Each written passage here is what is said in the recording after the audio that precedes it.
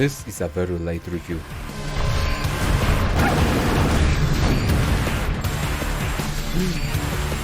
Or is it? You see, I'm going to talk about the remastered version of Quake, released in 2021. This one contains enhanced graphics, all official mission packs, additional player-created maps, and even a cooperative mode. Fuck! Whoa! It's a lot to unpack. Woo! Go away.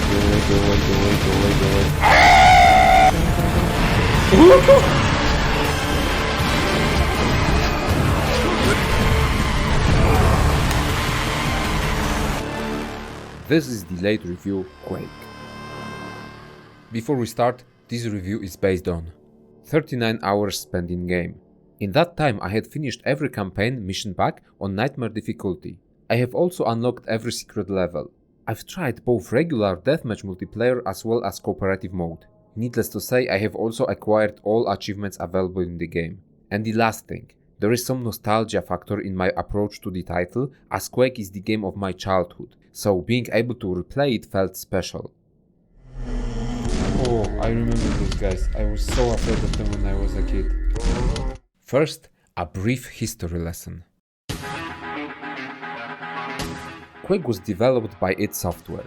The game was originally released back in 1996.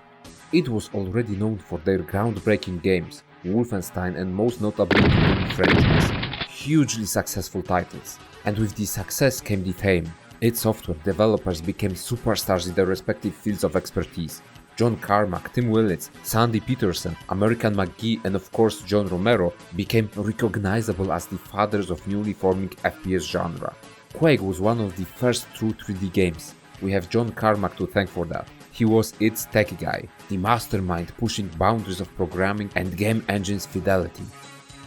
Quake itself was supposed to be a vastly different game at first. This project was built to become something more akin of a fantasy RPG, but due to missed deadlines, it decided to pivot into a known route of first-person shooter. It's hard to tell what would have happened if id Software had stuck to their initial plan of releasing Quake as an RPG title. The Quake we've got became a smash hit, a hugely influential and successful game.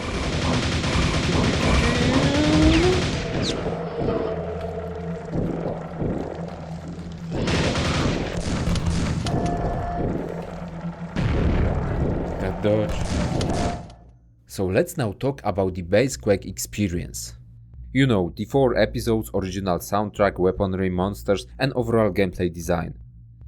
Hopefully by the end of this analysis, it will be clear why Quake is considered to be such a legendary title. Quake is the first-person shooter in the most raw, yet thoughtful and elegant way possible. Movement is very floaty by today's standards, but it's quite fast. Player builds up speed while running. It shows depth within Quake's gameplay mechanics. Depth which matters in multiplayer or in speedrunning. This is the first id Software game to offer a dedicated jump button. 1996 was not yet a time for crouching in its games, but jumping allowed for more verticality in designing maps, environments and obstacles. Quake lacks the interact button. Player picks up weapons by simply running onto them. The same rules apply to various buttons or pressure plates. Player's character is supposed to physically push the buttons by making direct contact. It might get troublesome while trying to interact with lifts. Quake in its core is a game about shooting monsters. Timeless, mesmerizing gameplay is built upon a solid foundation, fast-paced movement and John Carmack's engine. Upon this foundation, the 3 pillars represent Quake's strongest elements. Pickups, weapons included. Player's tools used for achieving success. Enemies, the opposing force thrown against the player. And map design, the environment in which battles are going to take place. I'm going to discuss each pillar separately, slowly painting the fragments of a greater picture known to the world as Quake.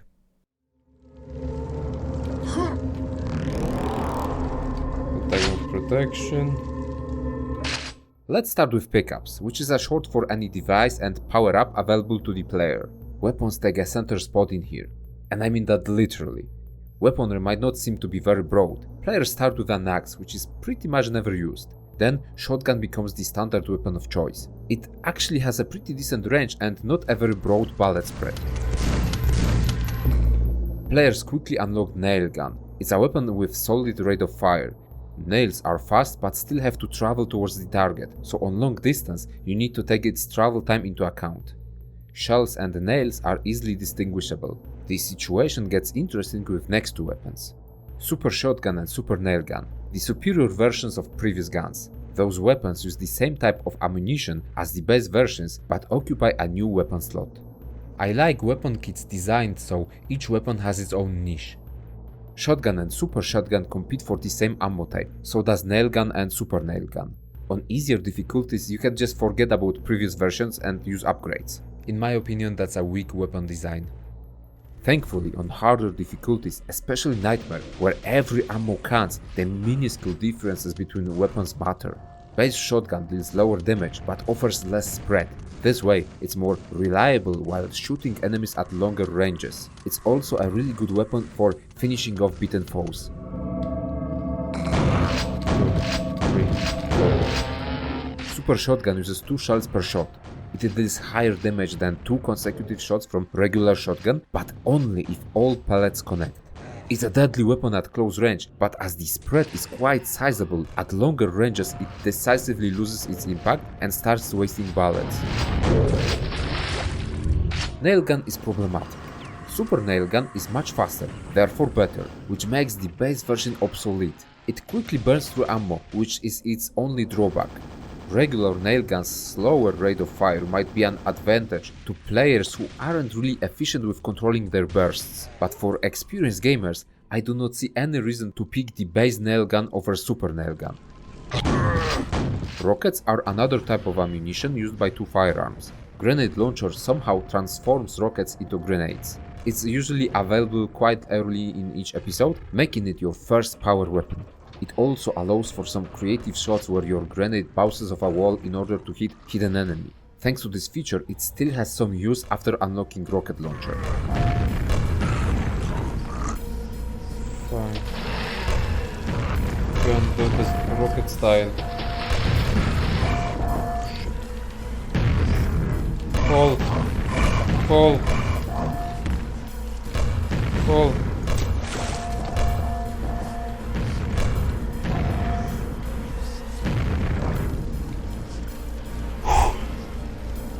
Rocket Launcher is a simple weapon. It sends a rocket towards an enemy. Massive damage without having to deal with grenade bounces.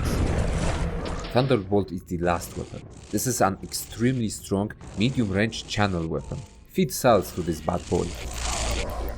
Most weapons are usable throughout the entire game. This way the firearm roster is cemented as a solid, yet simple standard. Weapons using the same ammo types allow for reducing the pickup clutter but still allow for some decision making. The Nail Gun is the only weak point here. Reduced ammo clutter becomes advantageous when clashed against other power-ups. This is a true OG title, no self-regenerating HP, so expect to see health packs on the ground. Then there is armor, which makes a massive change when taking damage. It's extremely influential on harder difficulties and in multiplayer. Health and armor pickups basically allow for controlling player space. Pickups offering stronger bonuses let gamers spread their wings and play aggressively. Here we arrive at rare power-ups. Player can find Ring of Shadows, making them invisible until they attack an enemy. Then there is the most metal thing ever, Pentagram of Protection. It makes the character unkillable for a brief moment, and if you want to change the power dynamics, then Quake offers not a double damage, but a quad damage power-up. For a short period of time, player becomes a menace. Managing power-ups, using them at correct moments becomes a much needed skill. I will expand more on this after talking about other 2 pillars of Quake's gameplay. For now, let's jump to the enemies. Quake does not use a sizable roster of foes. Its software designed their enemies with distinct purposes, so every opponent counts. Early maps are populated by regular grunts, enforcers and rottweilers. Grunts use hit-scan weapons, forcing players to move. Enforcers introduce avoidable red blast, while dogs familiarize players with the concept of charging melee foes. Grunts and enforcers soon give way to ogres. Hulking creatures holding chainsaw in one hand and a friggin' grenade launcher in the other hand. Ogres quickly become the standard Quake enemies, populating most of the maps. They are quite tough, Grenade Launcher presents plethora of various angles at which ogres can shoot. On Nightmare difficulty, ogres launch grenades much faster, changing the landscape of encounters into frantic, explosive battlefield. This is also a good moment to mention that Nightmare difficulty not only adds new enemies to each level, sometimes foes are swapped to stronger versions. Few monsters get additional benefits like said ogres who shoot grenades faster. I love solutions like this because they actually add something new instead of just tweaking the numbers. Quake's bestiary opens up with Scrags, weird flying monsters spraying players with greenish nails from afar. Then remnants of the game's RPG roots appear, the Knights. Sword-wielding fencers charge at the player. I don't know if it's a bug or intended gameplay mechanic, but knights have this tendency to stray from right to left while they are closing distance. It doesn't happen always, but half of the time they tend to run a little bit to the left then right while chasing the player. Still, I love it as it gives them an organic feel. Death Knights are stronger, sturdier version of regular knights. They also have an ability to cover wide area with missiles, making them more dangerous.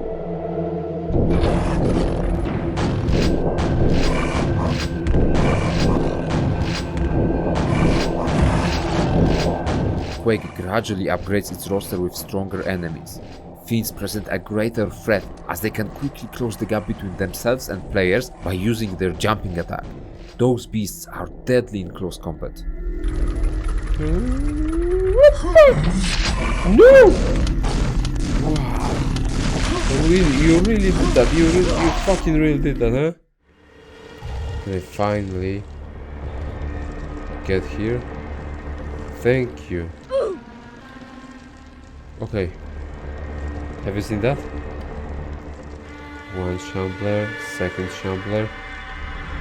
And the ghost already sees me. I would say that Shambler is the iconic Quake monster. I remember being mortified as a kid when I saw this white, bloody juggernaut. It works pretty much as if they held a thunderbolt. This is a channeling attack, meaning that the longer you stay in it, the more damage you are going to take. Breaking line of sight is the main thing here. Thankfully, before using Lightning Strike, monster raises hands up high, giving you a signal to hide, which is a commendable design choice. You can also try to bait the melee attack to keep Shambler from casting lightning, but keep in mind, if you miscalculate your positioning, you'll take a lot of damage as Shamblers hit like a truck. And being close to Shambler is still frightening. Line of sight, line of sight. You're really gonna do me like that?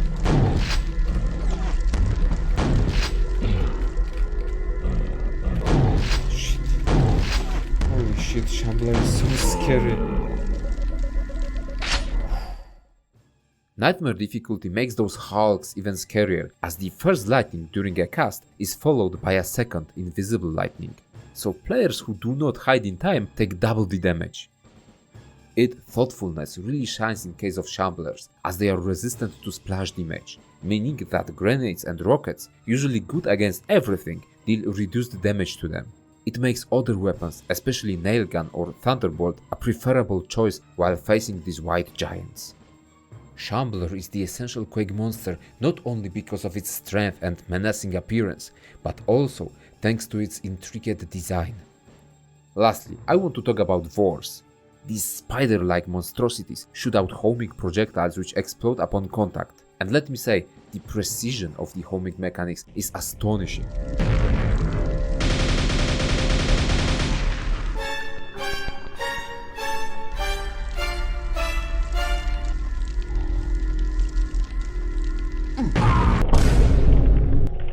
The best way of avoiding it is to hide right after the projectile gets spawned. It becomes incredibly difficult to break out of projectile's tracking after it gets close to you.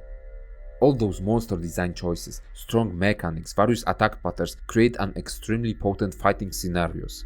Enemy roster creates a mosh pit of dangerous entities where player has to constantly make decisions about their tactics. Skillful dodging is as important as target priority. Players need to think which foe poses the greatest threat at the moment while chaos ensues in the background. Just imagine hellish combat landscapes where not every enemy behaves the same and blindly chases you, like in Serious Sam games. Different monster abilities complement each other. Cascading ogre grenades bounce off the walls and various surfaces, while at the same time fiends or death knights charge at the player. In this chaos, player still has to make decisions who is their priority target. Adding a single shambler or a vor to the encounter raises the pressure. At this point, players should just pray for a column or any other way of breaking line of sight. It's a particularly strong design nowadays, but let me remind you that Quake was released back in 1996. It was groundbreaking. To this day, many developers struggle with creating meaningful combat experiences, but Quake did it right. For id Software, it was simply an evolution of what they did in Doom. Vor's projectiles replace Revenant's rockets. Fiends leap towards their opponents instead of plainly chasing them. Quake's combat is harder to navigate through, and that's so good. Of course, the legacy of Doom's encounter design, the monsters infighting, is prevalent in Quake. It can be used to the benefit of players. If attack of one of your opponents hits the other monster, then the two start to fight. It's another neat mechanic which is not only usable by the player, but also gives identity to the gameplay. Unfortunately, the boss encounters are just awful. There are only 2 of those, but both of them are really bad. Okay. I did it? What, that was it? Now, map design. Oh boy, let me tell you, they don't make levels like this anymore. But right now I have a gold key. I know. That was a big move. Holy shit, that scared me. I had listened to a radio audition 2 weeks ago. They were promoting some sort of an art gallery where the artists recreated every greatest painting, but they painted it from scratch using only black and white. The presenter promoting the event claimed that color restrictions force creativity. This part is important. Restrictions force creative thinking. Why is it important here? Well, Doom wasn't a full 3D game. It used simplified textures and sprites instead of true 3D models for enemies and objects. Therefore, id Software designers were free to create bigger levels and place more monsters in them, as it took less computing power and less space on the hard drive. For 1996, Quake was a cutting-edge gaming technology. It was demanding on people's systems and required more space. So developers had to get creative in designing levels. They had to use lower enemy numbers as well as smaller, more condensed levels. So the maps are more condensed, but instead of it being a disadvantage, it reforged the idea into foundation of the level design. The newfound verticality, thanks to jumping mechanic, aids in this endeavor. Quake's maps are interconnected in many ways. Backtracking is a regular occurrence, but since the levels are not very extensive, running back is not a problem. Usually there are new enemies being spawned or doors being opened, so either way there is a reason to backtrack. Progression in many areas is based on unlocking sealed doors. Golden and silver keys are present in most maps. Sometimes you might need to get to a higher ground in order to jump through an obstacle. Quake levels are designed to be a puzzle. Player gradually fights through enemies, finds various secrets and unlocks shortcuts. In the end, each map feels like a Rubik's Cube. Gradually worked out, reveals its beauty and simplicity when it's solved. Of course, Quake is not a hard puzzle to solve, but the approach to level design is damn refreshing. But that's not all. Its developers exceed in creating levels crafted specifically to challenge players. For years they had designed Doom levels, spiked with enemies and traps. But they took pride in their work. It's part of the reason why Sandy Petersen, American McGee and John Romero built a cult of personality around themselves. They kept outdoing each other in creative ways of screwing up with the players. Levels designed for Doom had the characteristic elements of its creator, so it's natural that monster placement in Quake is top-notch. Developers know exactly how to make players' lives harder. Traps are the staple of old id Software level design. Deadly surprises await for players in pretty much every map. We are talking about placing enemies just behind the corner, or even blatantly spawning monsters on top of the player. Then there are the environmental traps, spiked walls closing in on the player, trapdoors opening after being stepped on, or nails shooting from the walls. I mean, developers definitely got creative.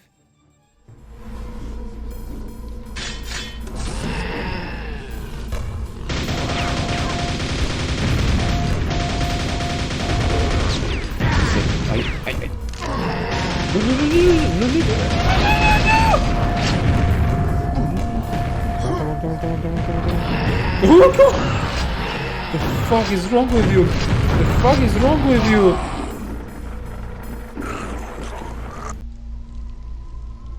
The fuck?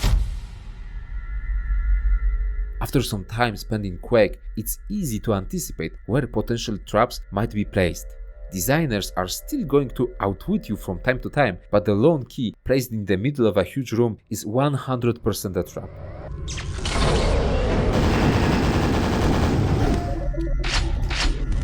It's a great hole.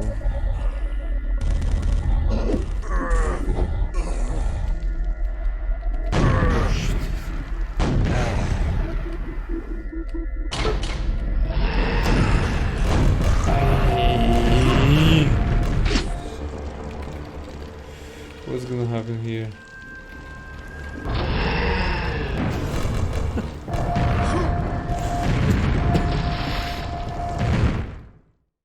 I love being challenged, but I think that nostalgia might cloud my view on the matter. Some of Quake's traps are just plain bad. I mean, they don't give you a chance to react if you aren't familiar with the level. If it were in any other game, I probably wouldn't be so lenient.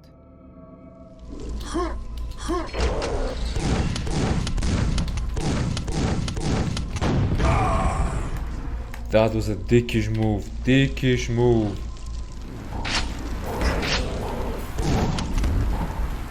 You fuckers. You go for two.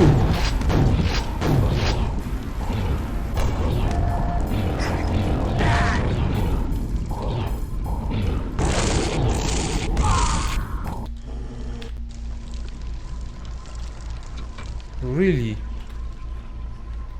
That really happened, huh? Okay.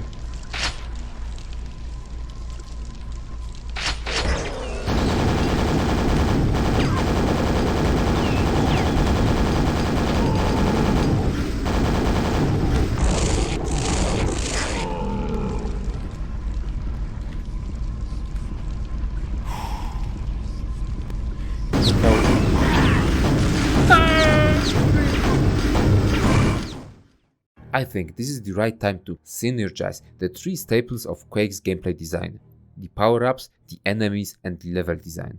I described how they work separated from the rest, but they truly shine connected with each other. What was the original hurdle of map design? Smaller maps with lower amount of enemies. In order to solve that, id developers had to get creative with enemy placement. First of all, monsters using different attack patterns already introduce a lot of variety, and they are designed to pose a threat even in low numbers. But what if you help the monsters by placing them in areas inconvenient for the player? A single fiend placed in a tight corridor with not a lot of space to sidestep its pouncing attack becomes a terrifying opponent. Few knights in a room seem like a manageable task, but if you let two ogres spamming grenades all the time, suddenly it gets much harder for the player. Wide open areas prove to be great opportunity for Scrags to spray player with projectiles. A well-placed shambler or two raises the stakes immensely. id Software's experience and expertise in challenging gamers proves to be crucial. I feel like they took sadistic pleasure in messing up with players. What the fuck am I?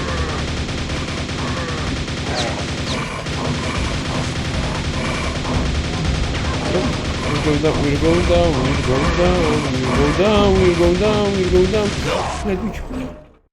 It's so refreshing to be pushed to the limits, to be actively confronted throughout exploration.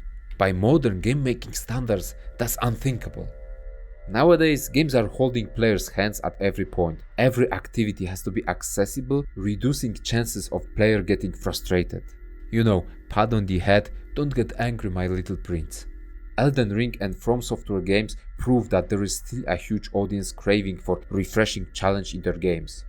I would even risk stating that Dark Souls' design philosophy would be much in line with 90s game design standards. Quake goes out of its way to challenge players, even by being unfair at times. In this difficult, sometimes unforgiving environment, a well-placed power-up could mean a world of difference. This is a great time to talk about Quake's progression. Playthrough starts with selecting difficulty. In Quake, it's done through gameplay. Player has to choose a portal, easy, medium, hard. There's the ultimate, Nightmare difficulty, but it's hidden. If you don't feel like searching for the Nightmare difficulty portal, you can always start the game from level selection screen. The standard Quake journey is split into 4 episodes. Each episode contains from 6 to 8 maps. The plot in Quake is oversimplified to the point of being almost non-existent. We play as Ranger, tasked with defeating forces of Quake. In order to put an end to the mother of monsters, Shub-Niggurath, player has to collect 4 runes, each one hidden at the end of an episode. Simplistic story is an influence of John Carmack, as he famously said once, "Story in a game is like a story in porn movie. It's expected to be there, but it's not that important." Heh, words of a true connoisseur. Each episode starts by traveling through slipgates into separate dimensions. The progression of environmental themes always starts with an overrun military base and slowly transitions into darker, runic, medieval-esque settings. After completing an episode, we are greeted by a wall of text, giving some narrative meaning as to what's happening. And those descriptions, man, they are so 90s.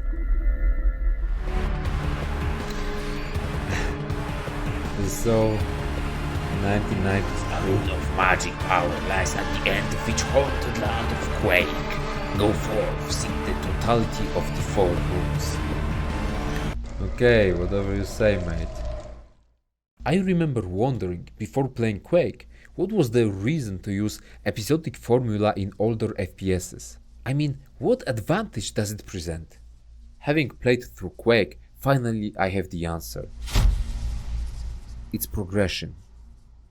Every episode is a distinct entity from the standpoint of gameplay progression.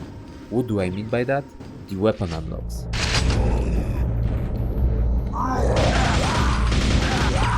Each episode starts with basic shotgun and axe. You have to find weapons in order to climb in the food chain. I actually love it. Each episode allows for brand new progression. First episode is more forgiving. Players have a chance to unlock more powerful firearms before facing scarier enemies. Later episodes like to use stronger monsters appearing earlier when gamers might not be yet stuck with rocket launchers and super nail gun.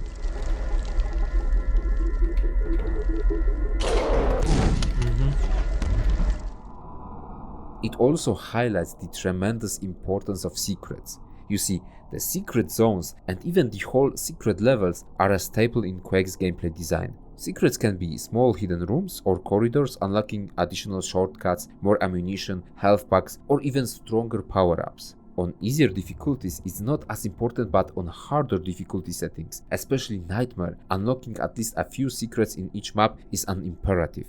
Players might often find themselves starved for ammunitions, low on health or without armor. Unlocking powerful pickup changes the power dynamics. It helps you survive.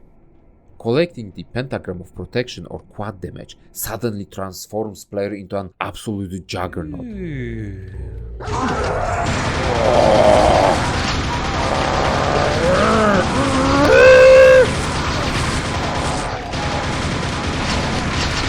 More. They get it. Like, oh, so good.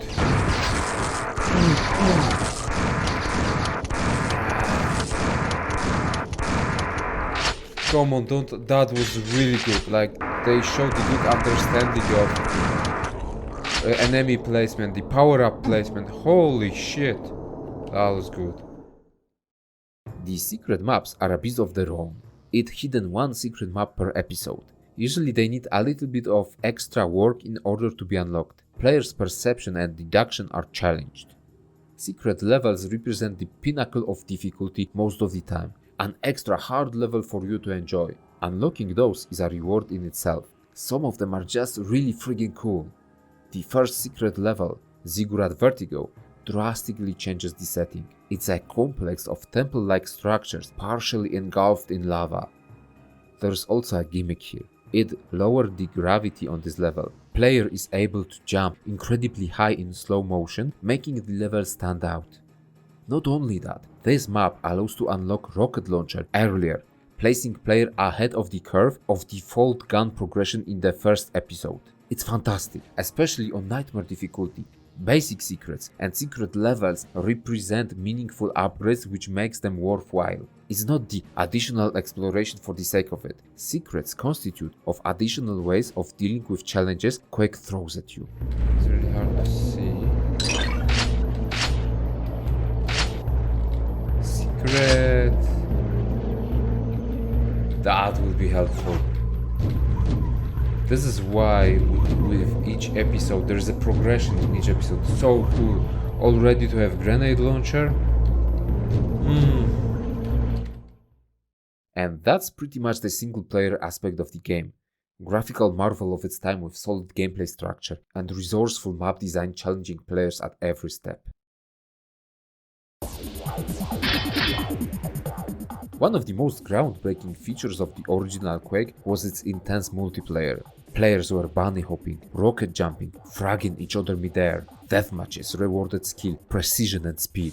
It was an experience like no other before, and it no doubt contributed greatly to the game's legacy. Quake's multiplayer might feel brainless to the casual, unexperienced eye, but chaotic and fast doesn't mean simple. In order to be efficient, players also have to know the map layout. They should be able to perform various tricks, weapon placements and especially power-up placements are key. It all matters in the end. The legendary deathmatch experience might be the most nostalgia-inducing element of this remaster for many. For me, it isn't.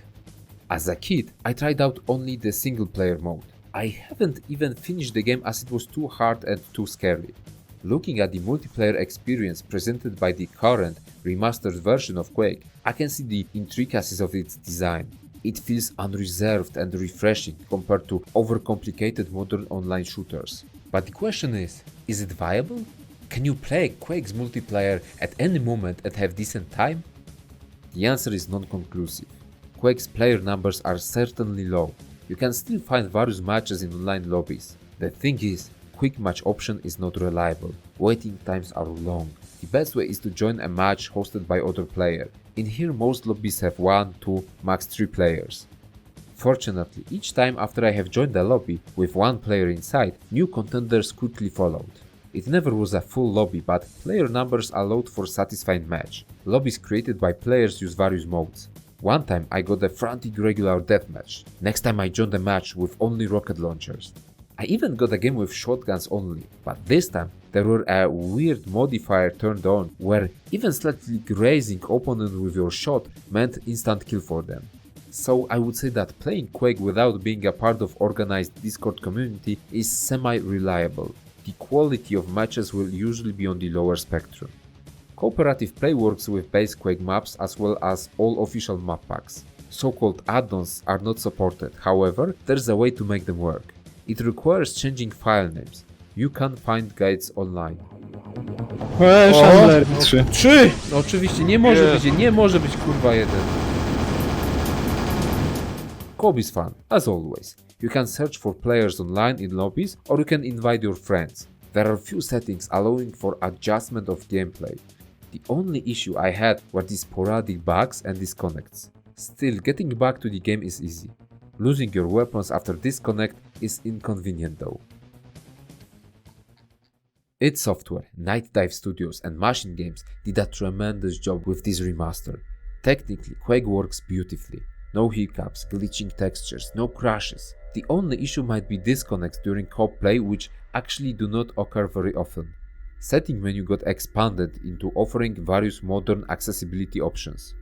Enemy AI is abusable and breaks a little bit if an enemy falls into water, but that's how it originally were. Remember, this is a remaster, not a remake, so it's fine.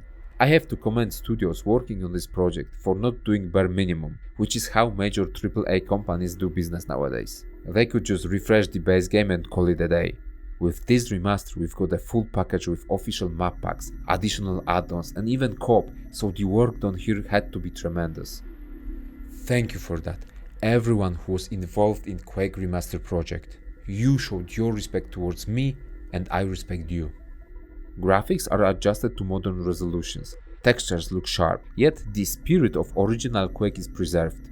Base Quake is greyish and dark. The muddy color palette with a lot of brown and dark green creates a grim, depressing atmosphere.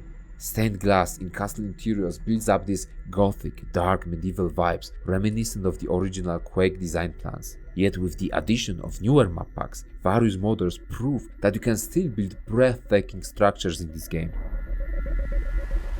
Timeless soundtrack created for Quake by 9 Inch Nails still sends shivers down my spine.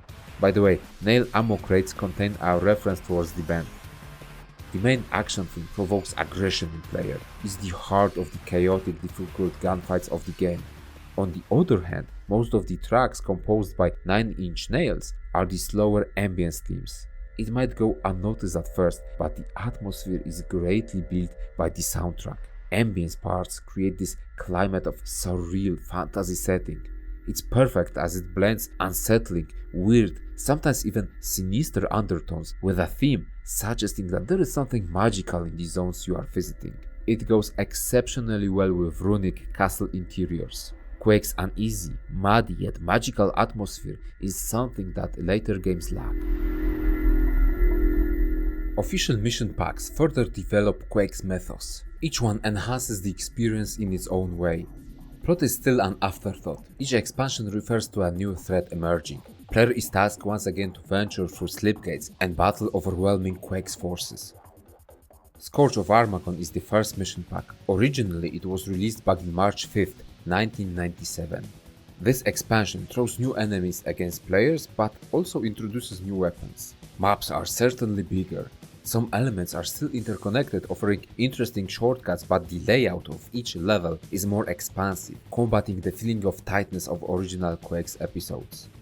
Scourge of Armagon is not afraid to play with changing landscapes. This mission pack shows more distinct differences in scenery as player gets further in the episodes. There are a lot of cave systems and mountain ranges. Developers also like to play with destruction in their maps. We have collapsing cave corridors, floor breaking down unearthing molten lava.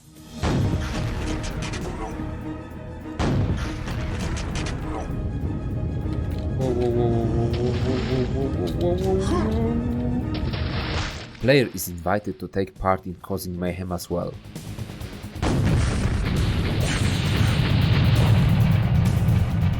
That's impressive.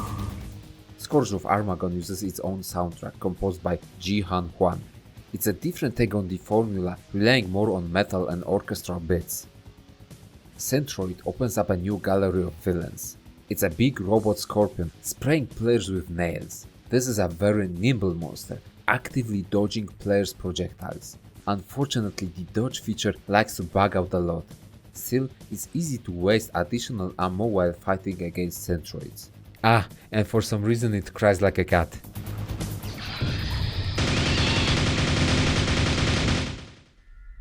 Gremlins are very original in their design. You see, those little monsters are thieves. They chase player, not dealing a lot of damage, but when they get close they have a chance of stealing player's weapon and using it against them. Then they become dangerous.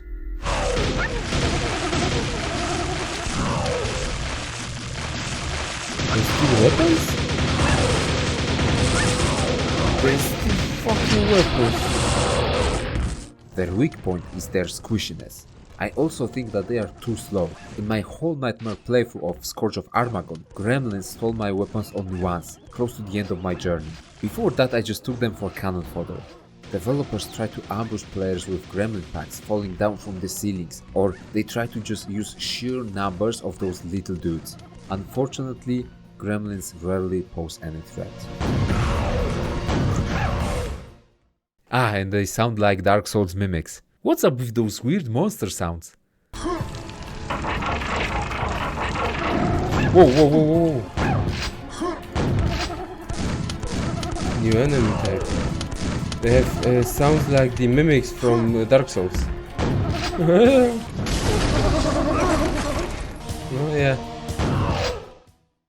Then Scourge introduces homing spike bombs. A frustrating nuisance most of the time, as those floating mines deal massive amounts of damage. The crowning enemy of this mission pack is its last boss, which is finally a semi-decent boss fight. The first new weapon players will unlock is the laser cannon. Hands down the best addition. It sprays enemies with bouncing lasers. It's also a substitute for Thunderbolt, as both weapons use cells as ammunition. The other two weapons are the Proximity Mine Launcher, which in my opinion is just a worse version of Grenade Launcher. Then there is Mjolnir, a melee version of Thunderbolt. Once you hit an enemy, there are lightnings striking out all nearby foes. The problem is that on higher difficulties, simply being in melee range is somewhat unreliable. Mjolnir also uses a lot of cells per strike, making it obsolete. Scourge of Armagon offers a lot of content as it hosts 3 episodes with their own secret maps. The Edge of Oblivion, the secret level of 3rd episode, is spectacular and incredibly fun to play. Also on the first map of 3rd episode, Third Torment, designers are going all out on Vors. Imagine being armed with only base shotgun plus an axe and having to kill a Vor.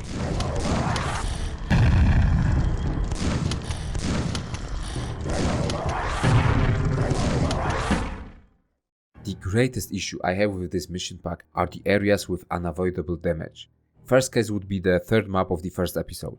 Close to the end, player has to jump through a set of tumblers with rocks. It's really hard to navigate through it. It's also a guaranteed damage being dealt to the player. Now just imagine a low health player who has to go through it, especially on Nightmare difficulty where 50 HP is your max HP. What then? Player is essentially gated out of progressing because there is an unavoidable damage that they are not able to predict if they haven't played the level before. This issue becomes even worse in the last level of episode 2, Mortum Skip. The very last zone in this level is populated by the host of enemies, from ogres spraying grenades from high ground to three shamblers. Enemies by themselves are not a problem. Unfortunately, there are 2 lightning coils in that area which zap players when they come too close. There is no way of sneaking by the coils without receiving damage. So, what happened on my playthrough? I killed every enemy without even noticing the coils. The amount of damage was so staggering that it was easy to just assume that additional lightning came from one of the shamblers. You see that quick save? That's a mistake. So after disposing of the monsters, I was low on health. With max HP of 50 on Nightmare, it was impossible to get to the button, turning off the coils without dying. You could say that it's my fault, since developers give players a lot of power-ups before the fight. Okay, but as it was my first Mortum Skip playthrough, I assumed that it's just needed for the 3 Shamblers fight. Never before have I seen those lightning coils. This way, I ended up overwriting my last useful quick save with not enough health to get through the last part of the level. I was forced to redo the whole map, but this time taking into account the unavoidable damage. And I believe that's just a poor design. There was no way I would suspect that something like the lightning coils would pose a problem for me. Unavoidable damage, especially high unavoidable damage in a case like this, is just an awful design choice. Such a pleasant ride on the road.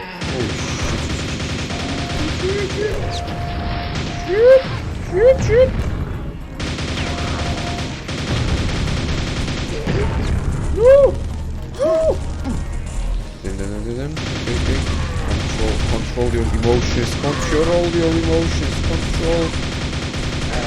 I'm not gonna shoot. Okay, I'll shoot it. Okay. Damn, I did it. Damn. I just need to get rid of this one. Come on. The Solution of Eternity is the second mission pack for Quake. It was also released in 1997, mere days after previous content pack. Story-wise, is the continuation of Scourge of Armagon. The Solution of Eternity contains 2 long episodes adding new weapons into the mix as well as new enemies. This expansion focuses on time travel, offers pretty big and varied levels with some nice visuals. This time, each weapon besides shotgun and super shotgun gets an additional version of itself using new ammunition type. For nailgun and super nailgun we have lava nails. As it was not stated anywhere, I assumed that this type of ammunition deals additional damage over time as it burns enemies after hitting them. In reality, lava nails are just 30% stronger than regular nails. Plain damage increase is disappointing, but still allows for some tactical decision making. Lava nails could be used for dealing with high priority beefy targets faster, while regular nails could be used for fodder enemies. Grenade Launcher and Rocket Launcher receive the multi-rockets and multi-grenades versions. In case of Grenade Launcher, the initial grenade, after blowing up, splits into additional smaller grenades. Rocket Launcher is simpler as it just fires multiple rockets at once. If a regular rocket launcher was the default power weapon of Quake, multi-rocket launcher just decimates opponents.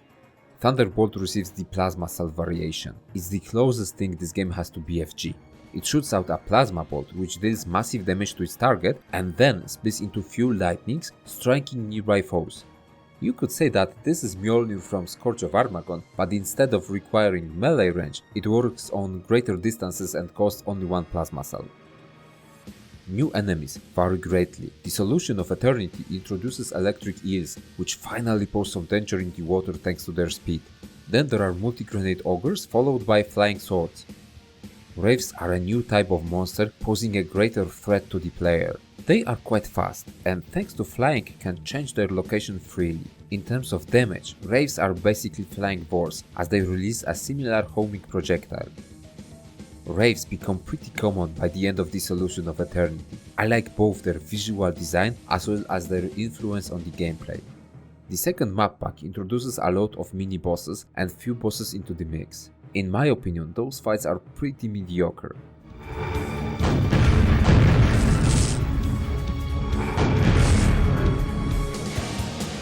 At least the last boss looks cool, however I wouldn't call that fight particularly good. The Solution of Eternity is a competently made map pack. You can see the beginnings of adding a little bit of artistry into the game. The traps are particularly well designed. Some surprise encounters are just top notch. You really did that, huh? Such a nice trap room. No! And this is a good example that you don't need a lot of enemies. You just need the right enemies and the right architecture, and that's a really good trap, a memorable room, you know? Damn! Unfortunately, by adding new types of ammunition, designers got themselves into a corner. You see, there is just too much ammo. In the later stages of the game, I could just freely spray enemies with whatever I wanted. Multi-rockets for stronger enemies, then normal rockets for regular ones. Then there were 2 more types of nails and 2 more types of extremely strong cells and plasma cells. Lesser challenge resulted in lesser fun. Dimension of the Past is a more recent addition to the Quake map packs, and it shows. Designers used years of map creation knowledge and bestowed upon the player base some of the greatest Quake maps I've played. This map pack uses only the base enemies and weapons, but man, it just feels like the original Quake design taken into another level of mastery. Foes appear in greater numbers, forcing players to take strategic decisions. And you have to be strategic because at some point I got really low on ammunition, forcing me to take my fights extremely carefully. But fear not, because Dimensions of the Past has the best power-up placement from all of the expansions. Quad damage placed just before huge rooms full of enemies let you enjoy the carnage. Hidden Ring of Shadows rewarding perceptive players with invisibility just before another sizable room full of opponents. This time, thanks to invisibility, you can position yourself favorably in this encounter. Ooh. Okay, let's go. Ooh, I like the placement of that secret. You see, right now I can take the fight, decide where I want to fight. Great, great, great.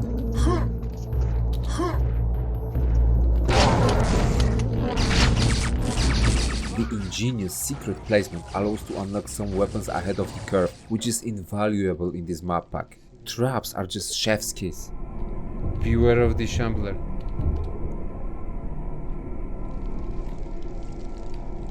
Cool, cool, cool. Okay, I guess let's take it. One. Oh, and it pushes him to me, huh? Nice. Okay, that's at least not that bad. Okay, what let's do? Okay. 9!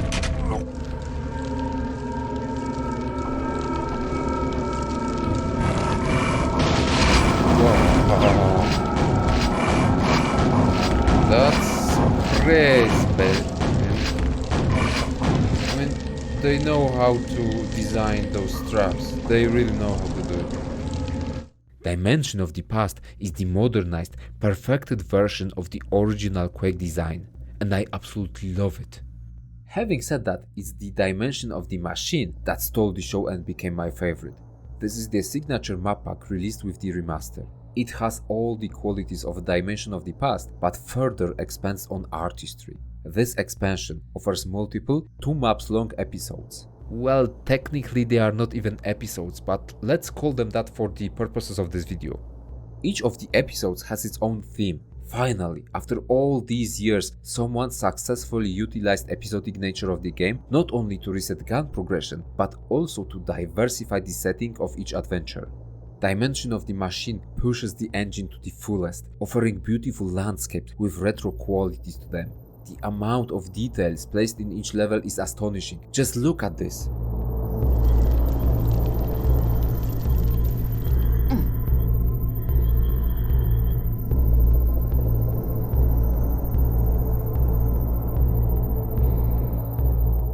Enemy placement, secret distribution are perfect.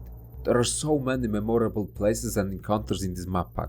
Developers show their great understanding of the game by mixing enemies in such interesting ways, creating challenge through sheer monsters composition. Let me explain. In most episodes, grunts are your first opponents, showing up in the first 2 maps, later being replaced by ogres. Grunts are hit scanners. What that means? You see, shotgun is a hit scan weapon. It doesn't have projectile which has to connect with the target. When you pull the trigger, the weapon shoots instantly, hitting the target caught in the crosshair. Grunts work the same way, but they shoot in a position player was half a second before. It's a cool mechanic to give players a chance to dodge the hit scan onslaught. It rewards movement and punishes static players. Cool. So this weak early enemy doesn't pose that much of a threat. But what if you'll combine some grunts with stronger enemies like Force or Shamblers? In that situation, players tend to focus on stronger enemies, ignoring grunts, while they continue to spam hit scan shots. And even with a lot of movement, some of those shots will connect. Voila! A situation is created where a couple of grunts pose a threat if you don't pay attention to their positioning. It's ingenious and so impressive. Dimension of the Machine is the most polished and modernized take on the original Quake. It reaches superiority in the gameplay aspect, impresses with beautiful aesthetically varied landscapes and great map design. In my opinion, it's the best thing remastered Quake has to offer. Which is kinda funny because from all official mission packs, I vastly prefer the ones focused on refining original Quake design instead of adding new monsters and weapons. Besides official mission packs, remastered Quake also has this section called add-ons. It contains various map packs created by community throughout the years. Quake has a very active mod community. People have been making content for this game for years. Bethesda and id decided to incorporate some of the most popular map packs in their remaster. Right away you can see the great respect developers have for their community, as each map pack has its own description, with credits given to original add-on creators. Mad respect, this is how you treat your long-standing fans.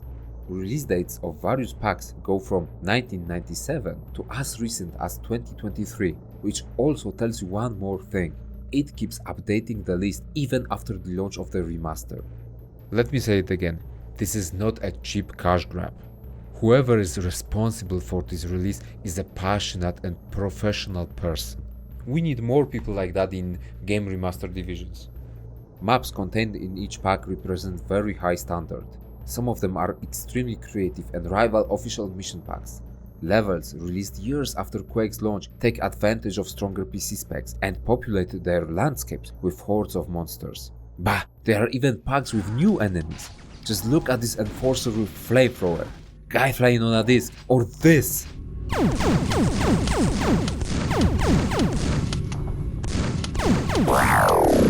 Damn, that's impressive. This is the part where I'm going to check about 100 to 200 most recent Steam reviews for the game. I'm doing it to get acquainted with other players' opinions. At the time of making this video, Quake sits at a score of 96% positive reviews out of more than 10,000 user reviews. Based on Steam's nomenclature, that's an overwhelmingly positive score. Positive reviews praise the game for capturing and rekindling the nostalgia many gamers assign to this title. There are also a few people who started their Quake adventure with this remaster and still liked it. The newest mission pack, Dimension of the Machine, received strong approval from the community, although there are some people who didn't like it. Quake's most devoted community is very picky when it comes to their favorite version or emulation of the legendary title. It's heartwarming to see that many fans accepted this version of Quake. With overwhelmingly positive score, it's more interesting for me to look at the negative reviews. What did Steam users dislike in a remastered Quake? In here we can notice that just as I said that many fans accepted the remaster, there are also veterans who did not enjoy Bethesda's and Night Dive's take on Quake. Listen, Quake has been out for years, and in that time many emulations were created in order to preserve the game on the modern systems. The engine was rebuilt from the source code.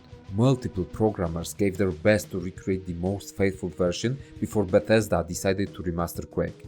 So the most devoted fans might have their favorite, most faithful adaptation. I have to admit I'm not familiar with various Quake versions.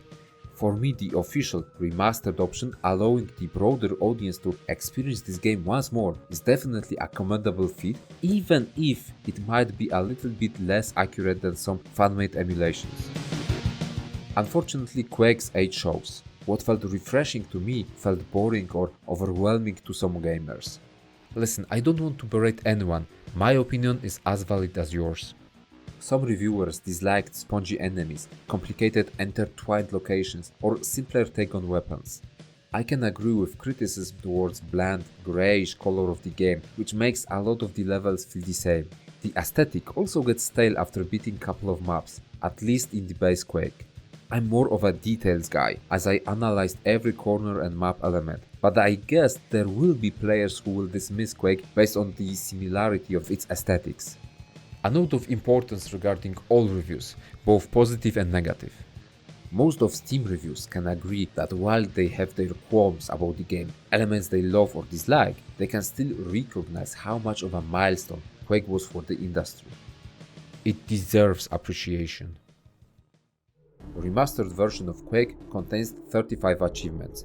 The most important thing for completionists is the fact that you will need to complete each official mission pack and the base game in single player on Nightmare difficulty, so some skill will be needed. Developers encourage players to explore their cleverly designed maps. Quake offers achievements tied to visiting secret levels. The bane of completionists, the multiplayer achievements, are not present in Quake. There are no co-op-specific challenges. Still, it's easier to get some random trophies while playing on co-op. Just remember that you won't be awarded with trophies connected to difficulty and level completion. Technically, there is one multiplayer achievement. It tasks players to electrocute an enemy in water and survive. It has to be done in deathmatch. Trick is that using Thunderbolt while being submerged or partially submerged is an instant death to the player. Actually, you can do this achievement while playing against bots, so it's just technically a multiplayer achievement as you can do it all by yourself. It can be performed on deathmatch map called the Cistern. Just after starting the match, go to the center water area, there is a ledge with Thunderbolt and right next to it there is Pentagram of Protection. With Pentagram active, you can fully electrocute enemies while submerged. Shambler, the iconic Quake monster, has two achievements tied to it. First one requires to kill it with an axe. My moment of truth. There are many ways of approaching this task. I did it by getting underneath the Shambler, so it couldn't target me. Then I was free to slowly chop the beast into pieces.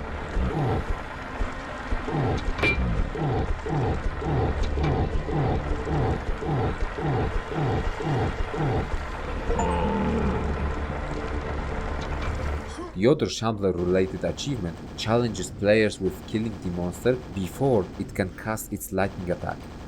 Shambler's lightning is a medium-range ability. The best way of approaching it is to spray the monster with nails at long range or do it on co-op. More players dealing damage at the same time reduces Shambler's chance of performing any action. I spent a lot of time describing various elements of intricate map design in Quake. The last two achievements made me appreciate it even more. Slipgate Pacifist challenges players to complete the first map of episode 1 on Nightmare difficulty without killing any enemies. At first I thought, okay, speedrun mode active. Speedrun, get out. Speedrun. Speedrun, speedrun. Oppa. Speedrun, speedrun. Woo! Dog bit me, dog bit me. No. Speedrun, speedrun. Speedrun, speedrun. 34. Speedrun. Okay. I was wrong. Turns out that blindly rushing through the map is not a viable way of doing this achievement. There probably exists a crazy nerd who is able to do it this way, but I kept dying midway. So I had to refine my strategy. I started to play with monsters in fighting, to reduce the number of enemies. My progression through pacifist E1M1 presented a great learning curve. After noticing that enemies in fighting might not be enough, I decided to incorporate secrets in my runs. So I went down for the first 150 HP secret hidden in the river cave. With huge HP pool and some armor, it was finally easier to get close to the end of the level. But I still kept dying, missing the extra health to get through the last corridor. So after many tries, I decided to aggro enemies from the corridor, hoping for some infighting. Then came back, took Biosuit and went for another secret power-up. With extra staying power and enemies out of their original places, I was finally able to push through the last segment and get my pacifist E1M1 run. None of that would be possible if not for the aforementioned synergistic map and enemy design tied to great power-up placement. This run felt like a brand new puzzle. A puzzle I had to solve, learning on my mistakes and incorporating every advantage I could find. Quake's ingenious design shines again thanks to new challenges proposed by achievements. And just like Todd loves to say, all of this just works. I'm not kidding. The same journey happens while attempting the Painless Maze achievement. This time, player is tasked to complete one of the hardest levels from original Quake on Nightmare difficulty without taking damage. And this level, it has narrow corridors with fiends leaping at you, a lot of wars, and an extreme number of spawns. Some of them are even teleported into your location. This is a save scamming achievement. Be ready to save scam after the slightest progress. And also get accustomed with reloading the game. A lot. Again, the map design comes to the rescue. This level requires conscious decision making when it comes to managing your power-ups. Take them only when absolutely needed. The greatest example would be the spawn pit, a trap where player is pushed into a room full of spawns. It's impossible not to get hit here.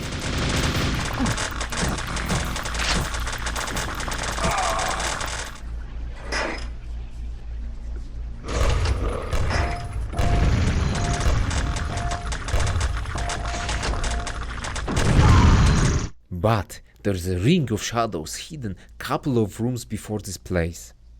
So the only way of getting it done safely is to pick up the ring and rush into the pit, navigating around those little blobs. Both the pacifist E1M1 achievement as well as the Painless Maze are the best trophies of Remastered Quake. They invite players to craft new ways of completing known maps. And they can't be cheesed, meaning that each challenge opens up a new progression path. The layout and power-up placement support both regular playthroughs and crazy runs with some restrictions. This is how you design achievements. Hard challenges allow for true sense of pride and accomplishment, not microtransactions.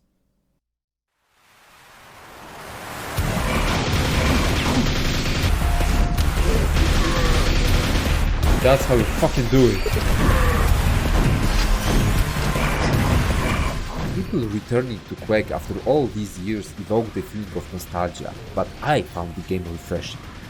Quake takes us into a journey through dark, greyish castles, runic catacombs, caves and few military bases. Levels are designed to work as a puzzle, where player gradually unlocks new ways by fighting against monstrosities.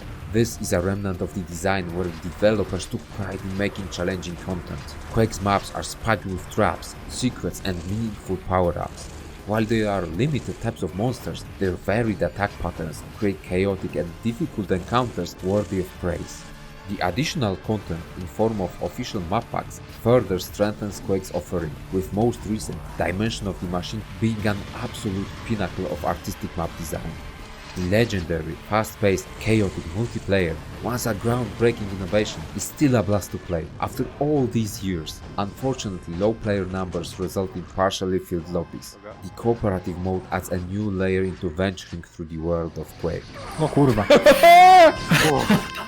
id Software, Bethesda, Night Dive Studios and Machine Games could go the way of lazy remasters done by many AAA companies these days, but they didn't.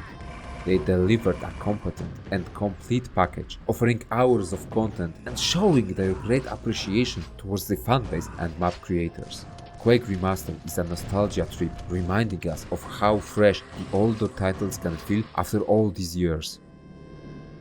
I recommend this game.